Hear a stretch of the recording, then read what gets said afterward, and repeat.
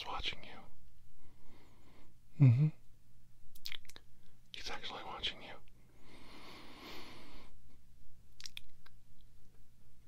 And it's funny because he's not protecting himself from us.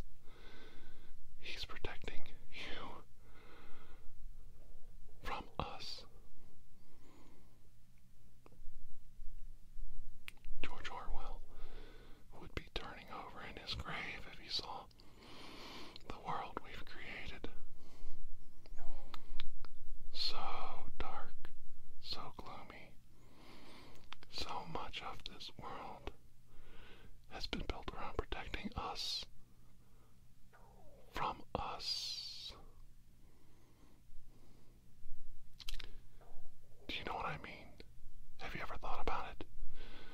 All the cameras, all the listening devices, the NSA, the CIA, the FBI, MI6, the KGB, all to protect us from us. Yeah. No. They're here to protect the government. Well, if that makes you feel better, you keep telling yourself that. But in reality, they are here to protect us from ourselves. Yeah. We live in a Orwellian world, the reverse of that which was projected. Reverse of what was predicted. And it's so dark, so black and evil and spooky, and you can't see what is out there in the dark. All the dangers that lurk around us. In the deep, dark recesses of the night that we find ourselves in.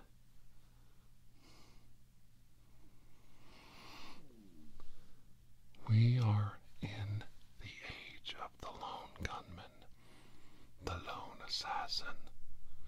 All the king's horses and all the king's men can't stop Humpty Dumpty from doing what Humpty Dumpty wants to again. We ignore the main problem and we point fingers. That's what we do. That's what we do. We point fingers and we keep telling everybody it's gonna be okay. It's gonna be okay. It's gonna be okay. It's going to be okay. Right? It's gonna be okay. So it's gonna be okay. Because we said so. But it's not. It's not going to be okay. And a new dawn, a new age of man is not going to come. The ascension of man is not going to come. Because those who fear the changes that are coming in humanity, they want to lash out in pain and in violence and anger against the state, against those they believe have wronged them. In my personal experience, in my life, I know a young man who really lived on the fringes. And he was a dangerous person, mostly to himself.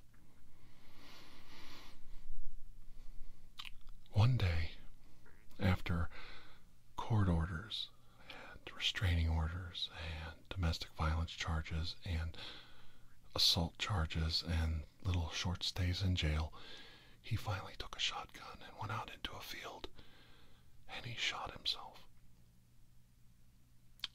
When I found out, I did what a lot of us do. I said, well, we all knew that was coming. Well, that makes it better, doesn't it? No, we all knew. Well, we all knew he was like that. But did anybody do anything about it?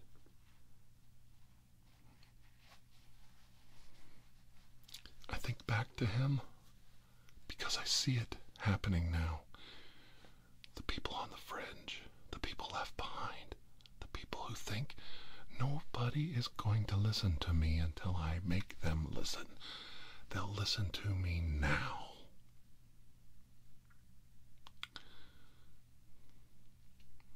Do you feel that way sometimes? It's okay. We're not here to judge. This is not a judgment. This is an understanding. Are you watching this right now and thinking, I feel that way. I feel like I'm left behind, left out, that society doesn't have a place for me, a home for me, that I can't carve out an existence for myself. If you feel that way, let's address it. Okay? Yeah. Let's openly discuss it. Violence is not the answer to these issues, like having trouble sleeping, having trouble resting, having trouble relaxing. Do you ever get relief from violence for these conditions? Do you sleep well after violence in your life? Or does violence bring out horrible stresses in you? Yes. Let's be honest. Violence, anger, frustration, hatred, loathing hatred, these things, they turn our body inside out. They shatter our spirit. They cause our minds to drift. Yes, they do.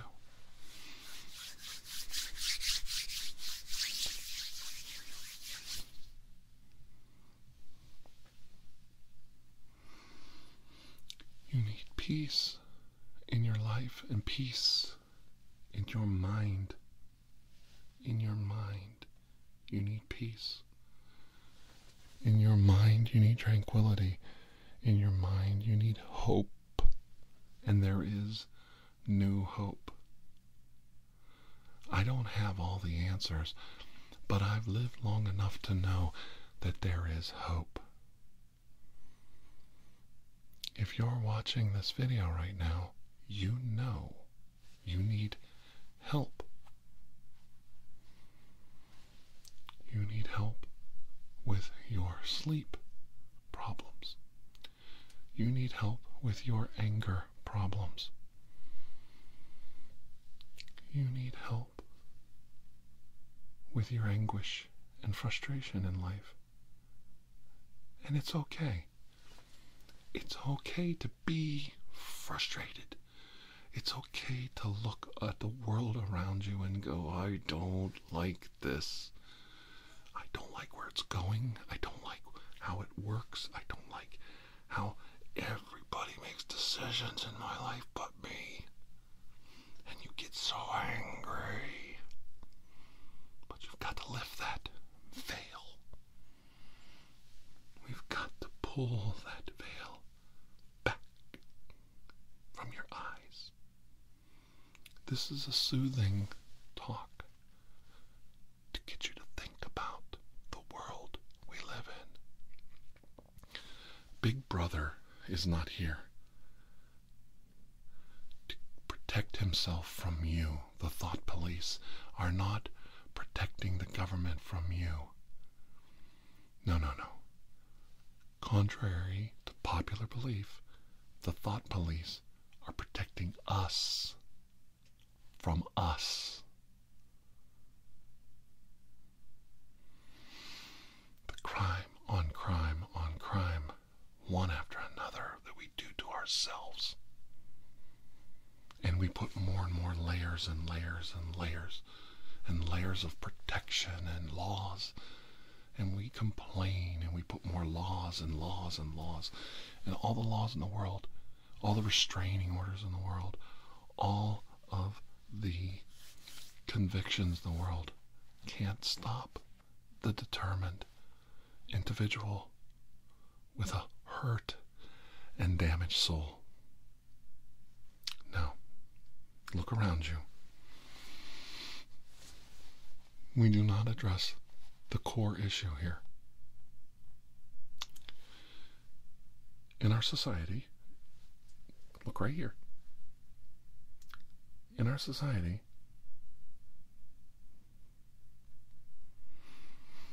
if you're a registered sex offender, even if you did one tiny, tiny crime, if you're a registered sex offender, they track you, they watch you, they monitor you, they publicly post that you are a registered sex offender in a database that the public, employers, the government, public citizens, anybody can access. You can even be put on a watch list, so that, or an alert list is what it is, not a watch list. Maybe it's a watch list. And if somebody moves within a mile of your house who's a registered sex offender, they'll send you an email. We've chosen these people through different laws and different experiences with them, that their crimes are so heinous that we've separated them out of society, and we monitor them. We monitor their movements. We tell everybody where they live. We tell everybody what they look like, their height, their age, their weight, distinguishing marks on their bodies. We tell everybody their actual crime that they committed. We can monitor them. We can watch for them. We had a sex offender living in our neighborhood, and the police would park a car in front of their house every Halloween so the kids knew not to go there and, get candy. So we can do that for our society. We can do that for our children. We can do that for ourselves, and we all sleep so well at night. But do you know what I tell my wife and my daughter when we get an alert that somebody's moved into the neighborhood or the area, within a mile? I tell them, well, we know about that one. Don't get too excited. Don't go on a crusade, because we know about that one. But what we don't know is about all the other people out there who are having a serious problem that need serious help. I don't think we need Big Brother in our lives when we're good citizens and doing our duty and doing our responsible things in life, like going to work, going to church, going to school, going to the store. And we should be free to buy and sell and do whatever we want within reason. But people who make online threats, people who go to the distance to offend and hurt and harm people, people who like to subscribe to ideologies in any religion, in any political world, not just the ones you're happy with. And they want to bring about destruction. When people start preaching destruction and hatred and evil and harm, well, we have a terrorist watch list, don't we? We have a terrorist watch list. People who can't fly. We have a no-fly list. The government does that because the government doesn't want to be responsible for airplanes blowing up in the sky or blowing up into buildings, because they don't want to be responsible. And they want to protect the citizens from other citizens. But when it comes to this mental health issue, people who subscribe to these fringe ideologies, they get it in their head that there's no way out. There's no way to stop this changes in society, the changes in the world. Everything is different now. This isn't the world I want.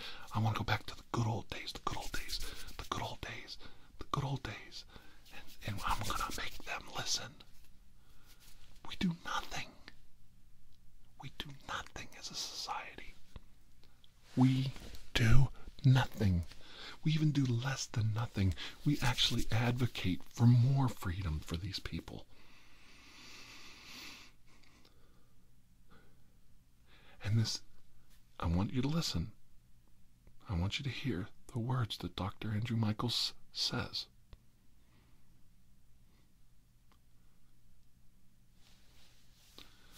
This isn't about guns.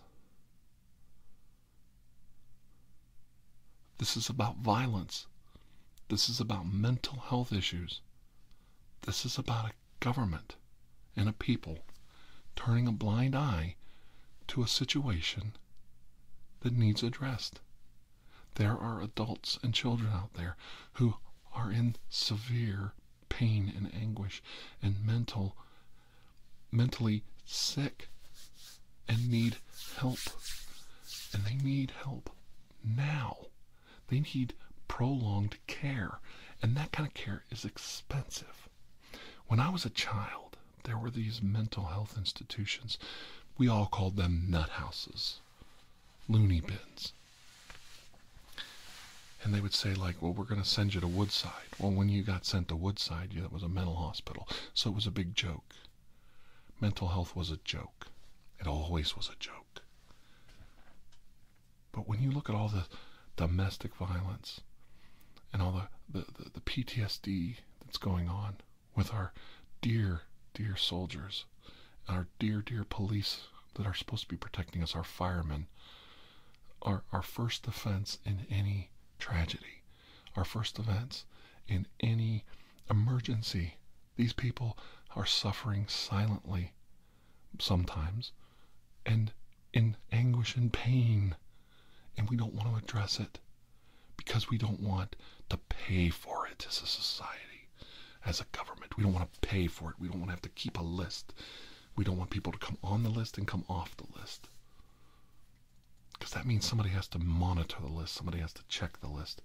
Somebody has to, go to court and get somebody put on the list.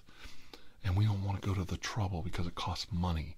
And we don't want to pay for doctors and nurses to medicate and give therapy to these people. Because it costs money. We don't want that. So we'll keep talking about guns and we'll keep talking about terrorists. Yeah, it's the terrorists. Yeah, it's the fringe groups. Yeah, maybe we can pin this guy who just shot up this school. Maybe we can pin him on a, white supremacist group. And then it's about white supremacy. Yeah, it's not about mental health anymore. It's not about the fact that this kid was a complete train wreck. And there were no social services in place to stop him from going off the rails.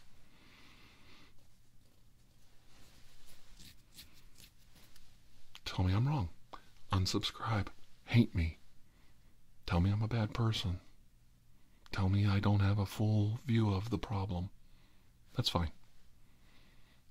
Tell me I'm wrong. Tell me I'm wrong.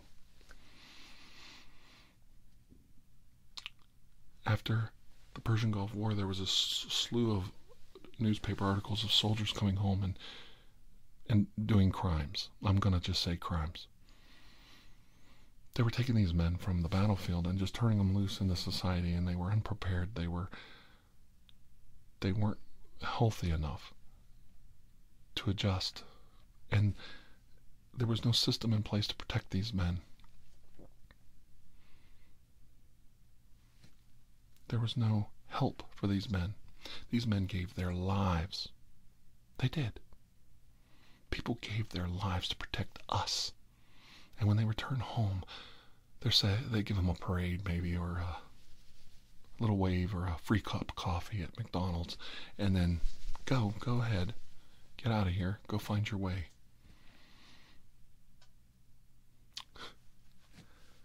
I beat my head against the wall over and over and over again, listening to the stupidity of politicians, stupidity of lobbyists, the stupidity of people who have no concept of the damage that we do to each other with our hatred. with our ignorance, with our self-loathing, we ignore the problem over and over and over again. It's cheaper to hire that policeman that's not fit to wear that badge, because it saves the taxpayers money. So we'll turn that guy loose, and he'll go out and commit a heinous crime against a young man or a young woman or whatever. And then we'll complain that it's about this and it's about that and it's about this, and all that does is sell. That's selling. They're selling you the idea that it's about this, it's about that, it's about this, it's about that. When the truth of the matter is, that man should have never been a police officer in the first place. And if he was a police officer, he should have been getting counseling and help. Somebody should have had their finger on the pulse. Somebody should have been watching that guy. Somebody should have been doing their freaking job. And that includes police chiefs and town mayors and city councils and doctors that know when these people come in and they see that they're unhinged, when they see that these people are off their rails. They need to address it. And that's the new hope. The new hope is we have to stop the blame game and start looking at the problem. Politicians do one thing. They say, oh, it's about mental health. But at the same time, they lessen restrictions to allow people with mental health issues to purchase firearms because it's a political decision. It plays to their base. That's what they do. They tell you, oh, well, we don't want that girl to have an abortion, but we're not going to help her pay for it. And then you have that girl that does get an abortion and she has mental health issues for it, and there's no system in place to help her. You can go ahead and have an abortion, or not. Your life is pretty much wrecked because it was an unwanted pregnancy either way, but there's no system in place to help that person deal with it. You have a party that wants to do away with abortion, yet when you have unwanted pregnancies and babies being born, they don't want to pay for it. They want to take away the safety net. And I'm saying there's no core help for the core issue. Why is the person going through these problems? You're not addressing the social problems in the first place. You're not addressing that these young ladies and men need counseling now, before there's a problem. And when there is a problem, they need even more intense counseling and help and guidance. When a young man comes to you and says that he sees visions in his head, if he sees things in his mind, if he's having trouble with reality, and he needs even more help from us, from society.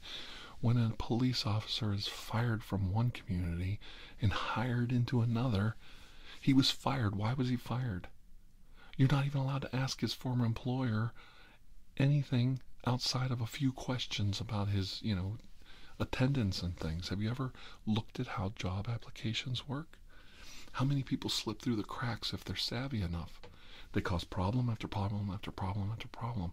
It's not all of society. It's a very small select group of people who, through being institutionalized by society, by being segregated out of society, they start to see the cracks in the porcelain, and they know which way to go with these issues.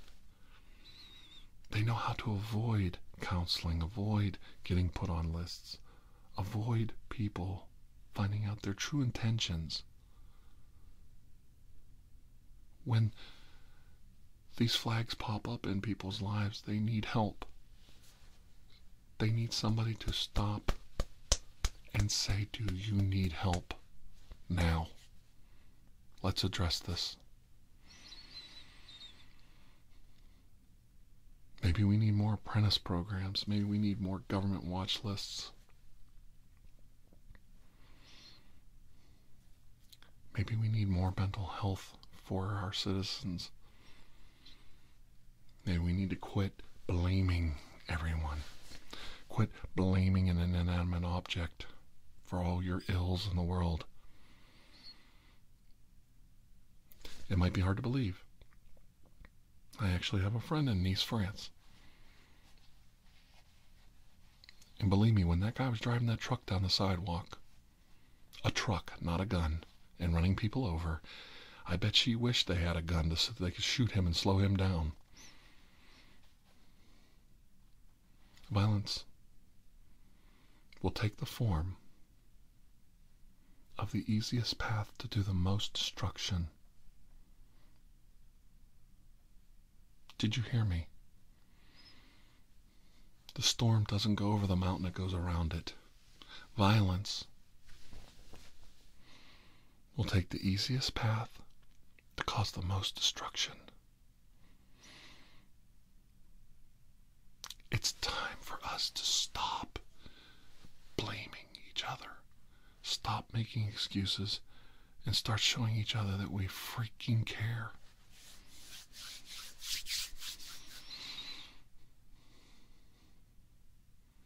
I do not consider somebody who shoots a school up or a concert up a victim.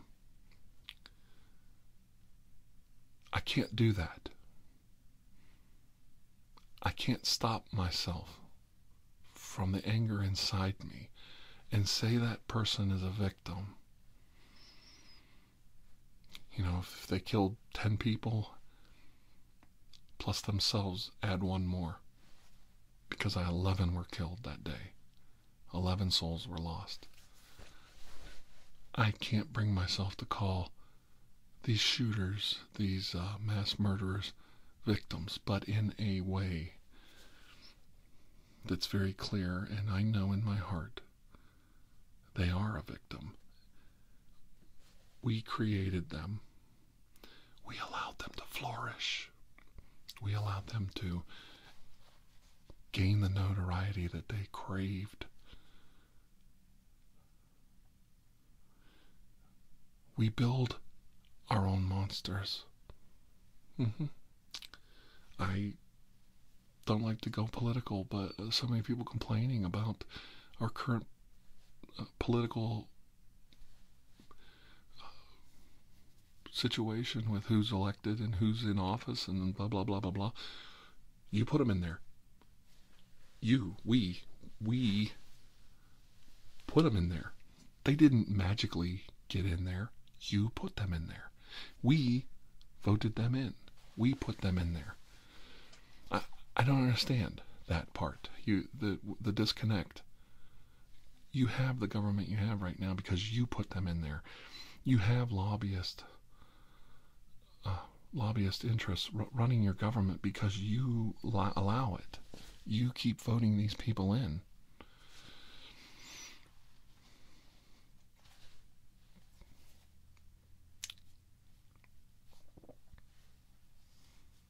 Things are the way they are in this country right now because you caused it. You don't want to vote for it. You don't want to vote for change. You don't want to vote for things that could make life better. You want to just go back to like this preaching they do in your ear. The good old days. Oh, the good old days. Which good old days do you want to go back to? Let's talk about the good old days. The good old days where, we got the crap kicked out of us in school by teachers and principals. The good old days where our parents, were just vicious animals, slapped us around. What good old days do you want to go back to? The good old days where certain segments of the population didn't have the same rights as the rest of us. I'm trying to figure out what good old days these people want to go back to, because it's so bad now. Let's go back to the good old days. Yeah, because I don't want to go back to the good old days. The good old days were bad for me. Yeah. The good old days where we would walk along, and some gang of neighbor kids would come along and pound the hell out of us because they were bigger and stronger. That's what you want to go back to that? Those are the good old days? The good old days where you were miserable? Where you couldn't communicate with people? Where you couldn't talk? You didn't have the internet where we could share ideas and share this platform and we could reach out to each other. Now we want to go back to the dark ages, where there was no sun, there was no hope, where we just did what they told us to do, and they just crammed it down our throat. And if we just keep saying this pledge, or if we keep saying this little prayer, everything's going to be okay. The same people forcing you to say that little prayer are smacking kids in the head with a ruler. We knew it was wrong then. In the good old days, we knew it was wrong, and we tried to change the world and make it better and a less violent place. And now we have these lone gunmen slipping through the cracks, thinking society is wimpy and that we're not strong, that we're not tough. They're going to show us, a new way. They're going to show us the error in our ways. We've got to make it stop.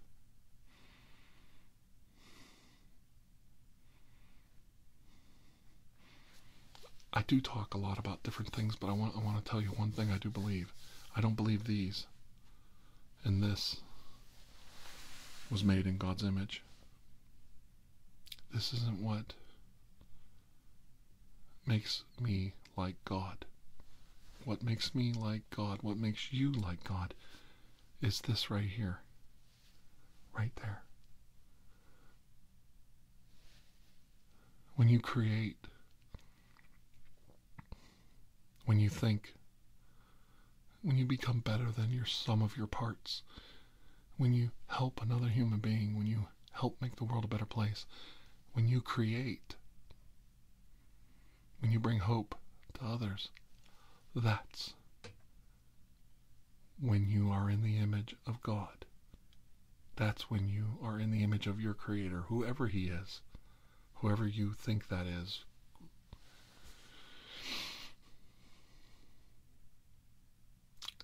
And right now, I do think we are so far away from God.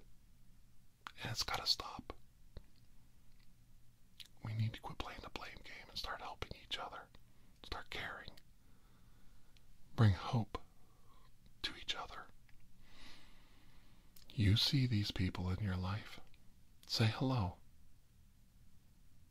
Stop and help them. Open a door. A kind word. A small gesture. What did Willy Wonka say?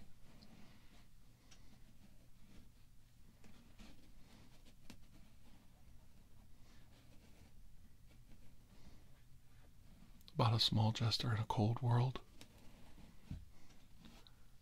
You can do it too.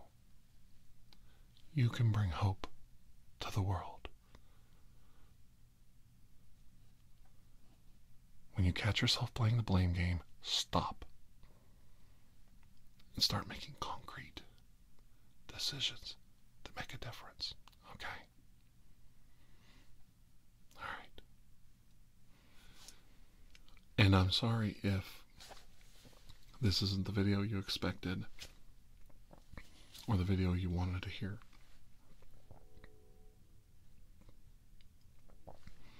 But I wanted to come to you and tell you that I am listening.